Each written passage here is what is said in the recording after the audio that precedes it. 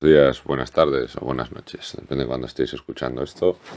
Llevaba ya un buen tiempo sin hacer un podcast de economía y finanzas y tal. Los que lo sigáis un poco sabréis que es porque hubo una carrera de tuk-tuks en la India por el medio y otras cuantas movidas. Em, pero bueno, vengo a hablar un poco de la situación actual a nivel bastante macro, vaya.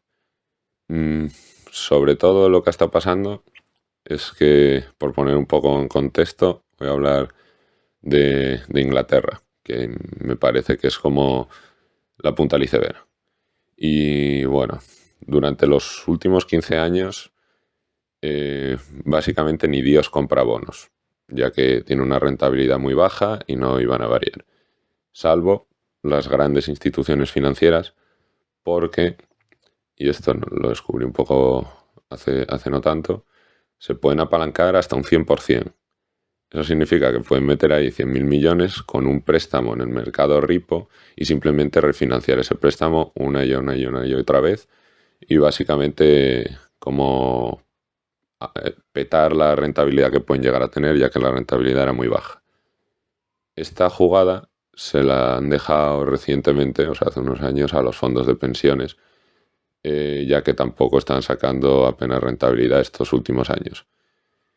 Y estos mismos fondos también han empezado a jugar mucho más agresivos con stocks debido, pues, a lo que estoy diciendo, largos años de bajas rentabilidades de los bonos creadas artificialmente por los bancos centrales.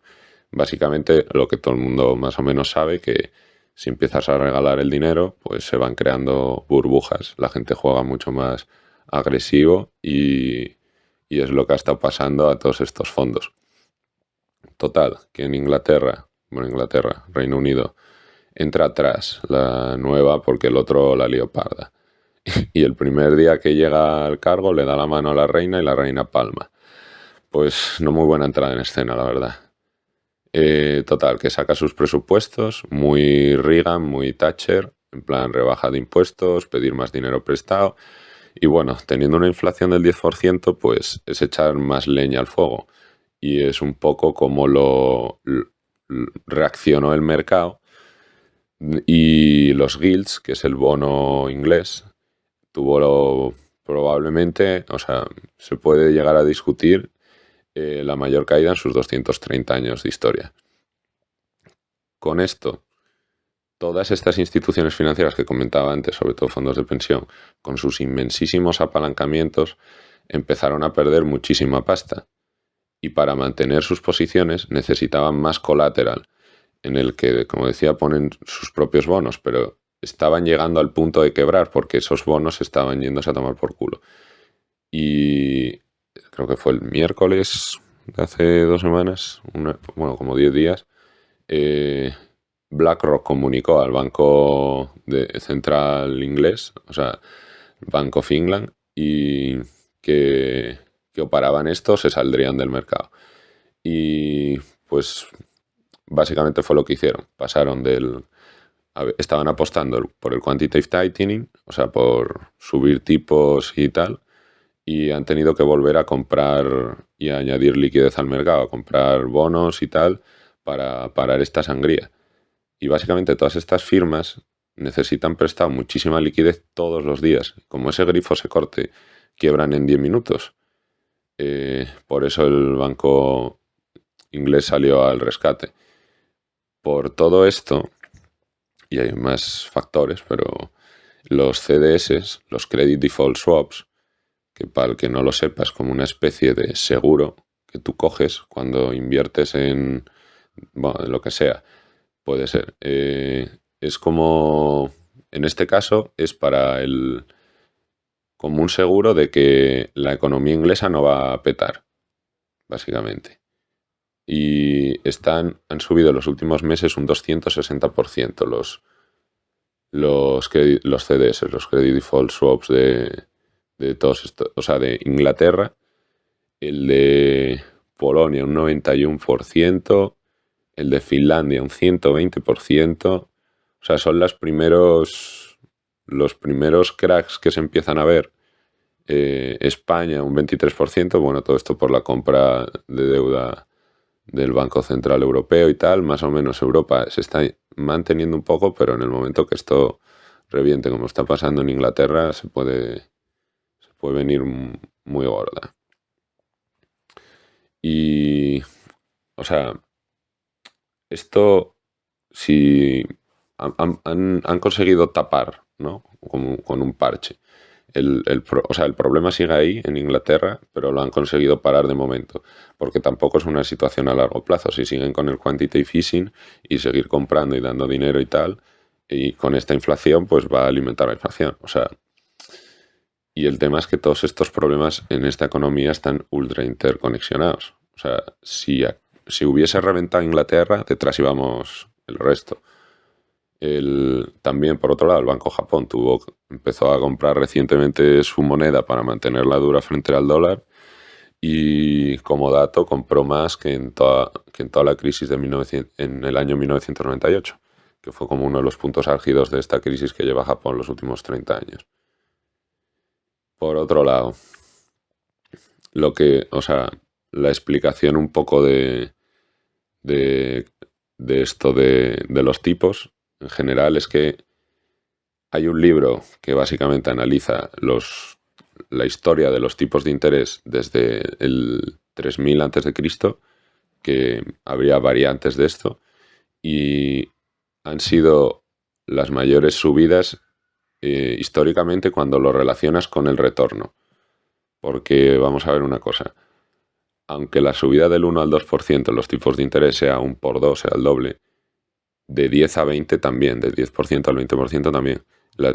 Pero la subida del 1 al 2 es muchísimo peor, por lo que estas subidas relacionadas con el retorno es a lo que me estoy refiriendo y nunca ha habido un caso similar en los últimos meses que llevamos, las subidas que ha habido de tipos en este sentido, porque nunca habían estado tan bajos los tipos de interés, nunca habían estado a cero y a negativo.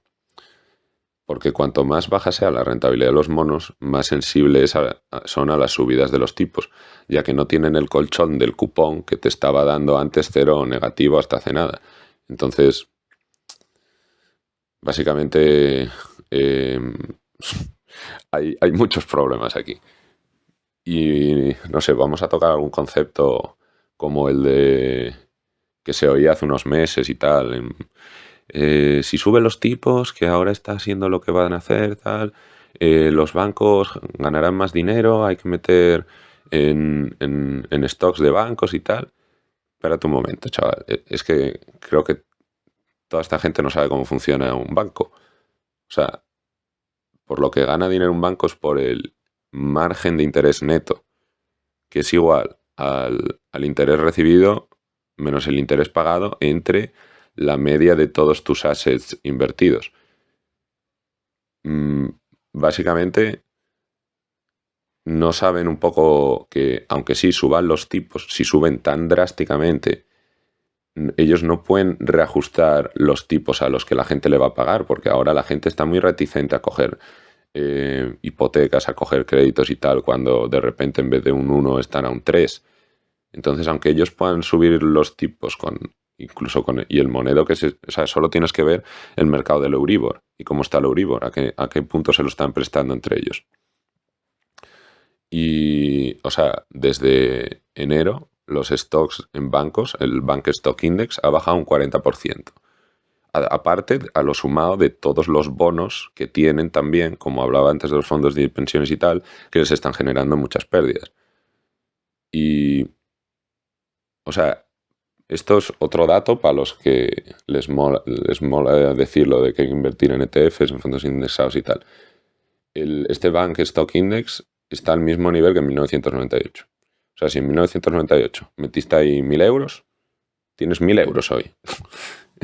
O sea, cágate moreno. En todos los bancos, es como un composite de la gran mayoría de bancos. Otro de los conceptos a tocar, así, mitos o dogmas de la economía o de la inversión, es no, si la bolsa va mal, los bonos van bien. Pues es como lo discutía el otro día, lo de los tipos de interés y las crisis, pero bueno, tienes que mirarlo empíricamente, tienes que mirar todos los casos en los que eso ha pasado y ver si eso es verdad. Porque aunque tenga lógica, no significa que sea cierto. Y si te pones a ver, pues sí, las últimas 5 crisis ha pasado exactamente eso. Se ha subido, ha bajado muchísimo la bolsa y ha subido muchísimo el tipo, o sea, los bonos a 20 años. En 2020 pasó esto. En 2018 pasó esto. En 2015, 2016, 2017, 2009, 2000, 2002. Pero de repente en 1999 ya no. Bajaron los dos. De repente en 1990 bajaron los dos. 1987 lo mismo. 84 lo mismo. 80 lo mismo. O sea, y puedo seguir. Tengo aquí una gráfica, no es que me lo sepa de memoria, que esté tan colgado. Pero tienes que mirarlo. O sea, antes de que lo leas por ahí y digas, coño, pues tiene sentido, voy a meter pasta en stocks de banco. Míralo mejor. Luego, otro datillo así del mercado de bonos es que con todo lo que están perdiendo, ya no es solo por el diferencial con la inflación, que en sí es una sangría, sino porque cada punto, con cada subida de 40 puntos básicos, ya estás básicamente en pérdidas todo el año y estás subiendo bastante más. Por otro lado, el agregado de fondos indexados, unhedged, o sea, sin apalancamiento, ha bajado un 15% desde enero.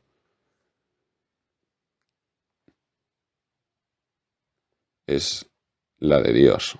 Los fondos de pensión solo lo he encontrado los datos hasta julio y desde enero a julio han bajado un 10,4% de media. O sea, esto lo llevo hablando con algunos amigos, o sea, tengo amigos que no invierten en fondos de indexados y en ETFs y tal. En plan,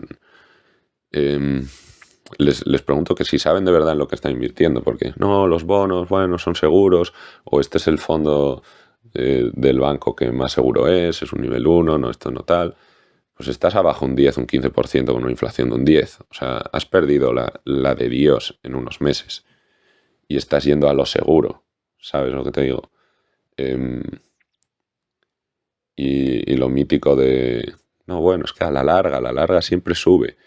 Los fondos indexados ganan al 98% los inversores. Pues revisa un poco esto porque hay periodos de crisis bastante largos en bolsa y si de verdad por vagancia quieres estar 10 años perdiendo dinero confiando en que vaya a subir eventualmente, revisa esa teoría y como el dato que decía antes, desde el 98 hasta ahora, si invertiste en bancos, estás igual. Y hay largos periodos en el que ya no va ni por sectores, de que 15, 20 años en la historia de la bolsa americana hubo 2 máximos iguales. Pero vamos, es que ahora mismo la bolsa es como un adicto al crack que no puede ver toda esta realidad de un poco del mercado de bonos o un poco lo que he estado contando y bueno, muchísimos otros problemas que alguna vez ya he comentado en el podcast. Pero bueno, igual un adicto al crack es más bien como un ludópata, que siempre tiene ese optimismo de que va a ganar. Por ejemplo, si leéis El jugador de Dostoyevsky, un libro que lo escribió en un fin de semana, te mete un poco en esa mentalidad del ludópata, de cómo cree, o sea, aunque todos los datos le digan que no, él sigue pensando que sí. Y esto es lo que lleva pasando todos estos meses. Piensan que la Fed va a dejar de subir tipos y entonces siguen invirtiendo y dicen, no, esto es ya la parte más abajo, es la parte más abajo. Si miras todas las últimas crisis así gordas, ha bajado bastante más de lo que ya ha bajado bastante, pero baja bastante más que esto. Y es que Jerome Powell ya lo dijo el otro día, que todos, y digo todos los tipos de interés tienen que llegar a un valor nominal positivo. O lo que es lo mismo, que tienen que estar por encima de la inflación. Para ellos la métrica de la inflación es la subyacente, o como lo suelen mirar los bancos centrales. Pero básicamente, y la inflación subyacente está en un 4,6 en Estados Unidos. Esto quiere decir que todos los bonos van a estar, o la intención de la Fed es subirlos hasta un mínimo 4,6. Si suben los tipos a esos niveles, es el Armagedón para gran parte de este sistema financiero. Todo lo que acabo de comentar de los fondos de pensiones de Inglaterra y tal, no creáis que solo está en Inglaterra. Y bueno, es que nadie pensaba que el Banco Central iba a dejar pasar esto. Por eso, por las terribles consecuencias que tuviese. Pero mi impresión es que no saben muy bien lo que está pasando en el mercado. El Bank of England tardó 2 días en darse cuenta hasta que actuó porque BlackRock se lo dijo. Ponen política de quantitative tightening, peta todo y luego QE. O sea, van dando bandazos. Es como cuando el mercado repo petó en 2019 y la Fed tardó 3 días en darse cuenta de qué coño pasaba. Y es que el otro día discutía con una economista y me decía, pero tú, o sea, ya después de muchos argumentos y tal, decía, pero ¿qué es que sabes tú más que la Reserva Federal? Pues es que en los últimos años, mientras imprimían dinero a mansalva y que no iba a haber inflación, luego, cuando llegó la inflación y decían que era transitoria, que no hacía falta el tightening, ahora que la inflación es real, pero que no iba, o sea, justo antes de ahora, que la inflación era real, pero que no iba a haber recesión. Y ahora ya que de todo, y que hay que hacer tightening y que hay que dejar de hacer el quantitative easing y empezar a reventar la economía. Pero creo que no se dan cuenta hasta qué punto, porque de momento hay unos cuantos indicadores como el spread entre los bonos basura y los bonos americanos, que es un muy buen indicador de cuando hay jaleo en el mercado americano, no están para nada en máximos comparado con otras crisis. Entonces la Fed está muy confiada en que puede seguir subiendo esto. Sin embargo, el resto del mundo lo estamos pasando fatal con la fuerza del dólar y con todos estos cracks que está empezando a ver con las subidas tan altas de tipo. Estados Unidos igual lo puede mantener un poco más, pero también va a petar, y un poco también con lo que decía antes de toda la interconexión que hay, que fue un poco como en 2008, primero petó Estados Unidos, luego unos 2 años así después llegó a Europa y luego a China, o sea. Pero bueno, es que hemos vivido los últimos 20 años con mano de obra barata, energía barata y productos baratos. Esas tres cosas creo que se han acabado. Ya lo hablé en algún otro podcast de cómo la globalización como la conocíamos, con todas estas movidas geopolíticas que están pasando, y el COVID se acaba. La mano de obra barata, pues, o sea, si empiezas a tener malas relaciones con China, no puedes ya aprovecharte también de su mano de obra barata. Aparte que los salarios en Estados Unidos han estado creciendo un 5% de media. La gente, porque está totalmente desconfigurado el mercado laboral estadounidense. Luego la energía barata, ya hemos hablado aquí muchísimo de Rusia y gasoductos y tal. Pero un datillo, Europa consumía hasta hace nada 26 billones de dólares en energía rusa al año y lo convertía en 2 trillones de dólares en bienes. Ahora vamos a ver cómo se ajustan esos márgenes. Y lo de productos baratos, pues lo mismo que si te llevas mal con China, que es de los últimos 25 años, todo el trade que ha venido de Asia son 9 trillones y China son 6 trillones, ya miras cómo vas a tener productos baratos y te vas a empezar a llevar mal con Rusia y mal con China. Que Rusia, no olvidemos, es el mayor productor de energía del mundo. Te conviene andar poniendo sanciones a esa gente. Y si China entra en Taiwán, o sea, no puedes poner sanciones a los chinos y a los rusos. Y bueno, es que otra reflexión así que la mayoría de inversores institucionales con este cambio de tendencia creo que no lo van a, o por lo menos en el corto plazo no lo van a pillar. Porque últimamente casi todos, pues eso, gente que invierte en banca de inversión o todas estas cosas, ya no es tanto stock pick, ya no es tanto de encontrar una buena acción, sino que es más pues meto cierto porcentaje en este sector, con ETFs, con, pues eso, con indexados y muy, muy, muy, muy diversificado para así mitigar el riesgo y tal. Pero cuando tienes un sistema, o sea, cuando el sistema tiene tanto riesgo endémico ahora mismo institucional, está bajando casi todo, ¿sabes? Están bajando casi todos los sectores. La bolsa, los bonos, hasta ahora también un poco las materias primas, o sea, empieza a bajar todo. Y en estos environments, aparte de que más o menos tienes que ver cuándo volver a entrar porque repuntará, pero eso es lo que ha habido, sí, bueno, en casi todas las crisis, pero aparte en esta, es que la recesión es posible, que sea probable, que sea tan profunda, que no solo tengas que decir, vale, o sea, lo has clavado, en plan, bueno, y si has escuchado un poco este podcast, lo podrías haber clavado. Eh, cuando vender todo, coger pasta y cuando empezar de vuelta a comprar. Pero no es volver a comprar como antes, en plan, pues meto aquí y va subiendo todo más o menos, da igual un poco Apple que Amazon, tal, o meto en el sector de las energías, meto en un ETF de energías. No, no, no, no. Ahora creo que la tendencia va a ser más de una acción, una empresa va a ser, o bueno, unas pocas en cada sector van a ser las que de verdad puedan sobrevivir a esto. Hay que volver a estudiar muy bien las cuentas de resultados, las tendencias, todo esto que la mayoría de la gente creo que se le ha olvidado cómo hacer a la hora de invertir. Y bueno, se lleva viendo estos 2 años, todos estos putos youtubers de invierte en no sé qué, invierte en no sé cuánto, un 300%, no sé qué tal.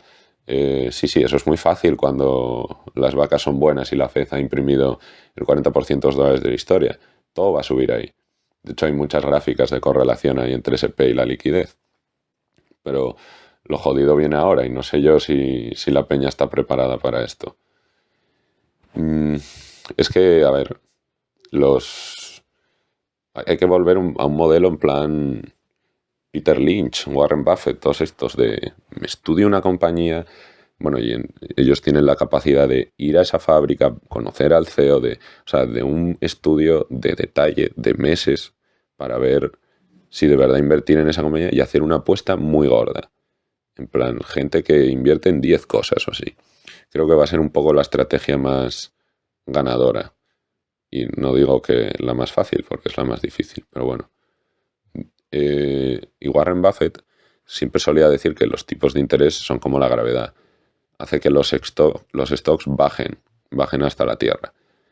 Ahí creo que querría añadir que en esta época que vivimos estamos caminando como sobre una fina base de hielo y este aumento de gravedad, aparte de bajar los stocks a tierra, hace que empiece a haber cracks en ese hielo, como podemos empezar a ver el primer de Inglaterra.